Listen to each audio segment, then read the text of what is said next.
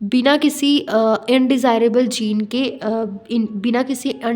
Gene को introduce करवाए into a target organism.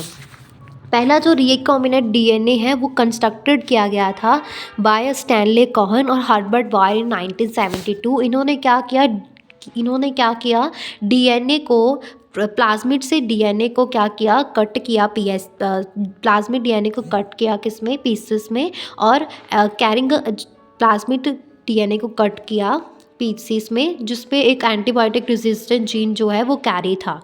और ये कहाँ से लिया उन्होंने, सैल्मोनेला टाइफीमेरियम नाम के बैक्टीरिया से लिया। तो इसमें 3 स्टेप्स आते हैं जेनेटिकली मॉडिफाइड ऑर्गेनाइजेशन के, ट्रांसजेनिक ऑर्गेनिजम्स के 3 स्टेप्स आते हैं। तो सबसे पहले क्या करते हैं, हम आइडेंटिफाई करते हैं डीएनए को विद डिज़ायरेबल जीन्स। फिर उसके बाद हम उनको इंट्रोड्यूस करते हैं identification for a DNA into the host, introduction of identified DNA into the host. फिर हम मेंटेन करते हैं जो इंट्रोड्यूस डीएनए था, होस्ट में जो इंट्रोड्यूस डीएनए था उसको मेंटेन करते हैं, और फिर ट्रांसफ़र करते हैं डीएनए का टू इट्स प्रोजनी। और फिर जो पीसेस थे डीएनए के उसको हम इंट्रोड्यूस कराते हैं ऑर्गेनिज्म के अंदर।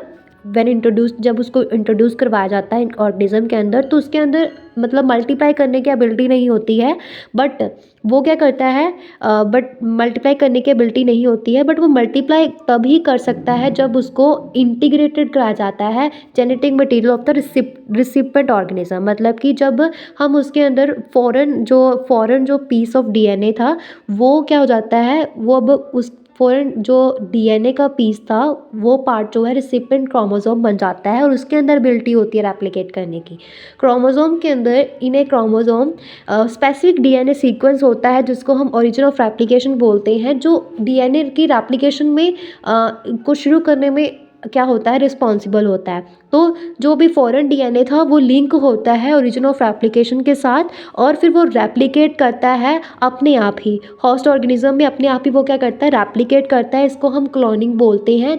क्लोनिंग क्या है, जिसमें मल्टीपल आइडेंटिकल कॉपीज़ बनती है किसी भी टेम्पलेट डीएनए की। अभी जो कटिंग ऑफ डीएनए है एट अ स्पेसिफिक लोकेशन वो क्या बन जाती है, वो पॉसिबल है with the help of restriction enzyme.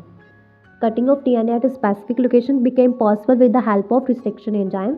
और जो cut off pieces of DNA है वो लिंक्ड होते थे किसके साथ, विद द प्लाज्मिड डीएनए। और जो ये प्लाज्मिड डीएनए वो एक्ट करता है एक वेक्टर की तरह और ट्रांसफ़र करता है पीस ऑफ डीएनए जो उसके साथ अटैच थे, to transfer the piece of DNA attach to it. और जो लिंकिंग अभी क्या होगा, इसमें लिंकिंग होगी, linking of a piece of foreign DNA with the vector वास।